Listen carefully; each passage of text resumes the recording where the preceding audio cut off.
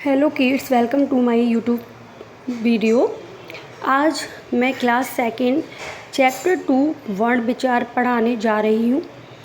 जब हम बोलते हैं तो कुछ ध्वनियाँ निकलती हैं। मुख से निकलने वाली इन ध्वनियों को ही वर्ण कहते हैं। ध्वनि की सबसे छोटी इकाई वर्ण कहलाती है, जैसे अ, आ, क, ख आदि। इन वर्णों का समूह वर्णमाला कहलाता है। बच्चों, वर्णमाला तो आप सभी को पता ही होगा कि हिंदी वर्णमाला क्या होती है। तो हिंदी वर्णमाला में दो चीज़ें होती हैं, एक होता है स्वर और दूसरा होता है व्यंजन। अब हम बात करेंगे स्वर के बारे में। तो अ, आ, ई, उ, री, ए, ओ, औ, अंग, गा। इस तरह से हिंदी वर्णमाला में 13 होते हैं, जिसमें से 2 आपके अयोगवाह होते हैं। तो आप उनको नहीं भी मान सकते हैं, आप बोल सकते हैं कि 11 ही होती है। और छोटा जो होता है एक वो भी नहीं होता, तो आप मान सकते हैं कि 10 ही होते हैं।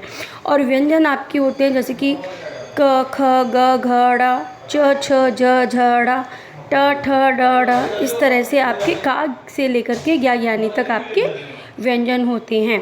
अतिरिक्त व्यंजन जो नहीं मान सकते हैं आप, वो ड और ड़ा है। ठीक है, तो इस तरह से बेटा हिंदी वर्णमाला में 2 प्रकार की होती है, एक होता है स्वर, एक होता है व्यंजन। स्वर आपको पता ही है, आ से अंगा तक, व्यंजन का से ज्ञा तक। देखिए बेटा, अब हम बात करेंगे कि वर्ण क्या होता है। जिस मूल ध्वनि के टुकड़े ना किए जा सके उसे वर्ण या अक्षर कहते हैं।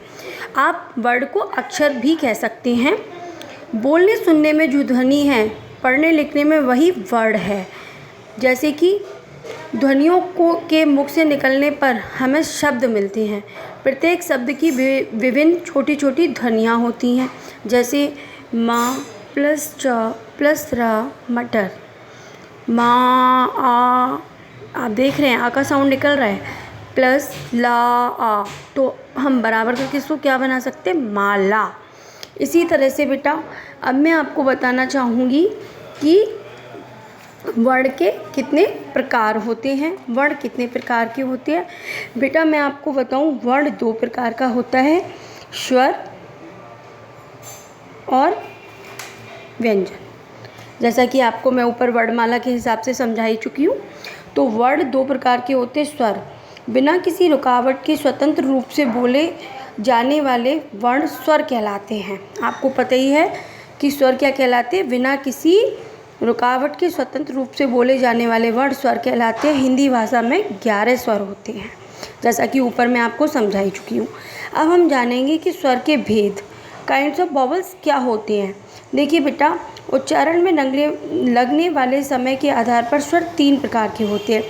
हाश्व स्वर शॉर्ट वॉवल्स, दीर्घ स्वर लॉन्ग वॉवल्स, लुप्त स्वर लॉन्गर कॉन्सोनेंट्स।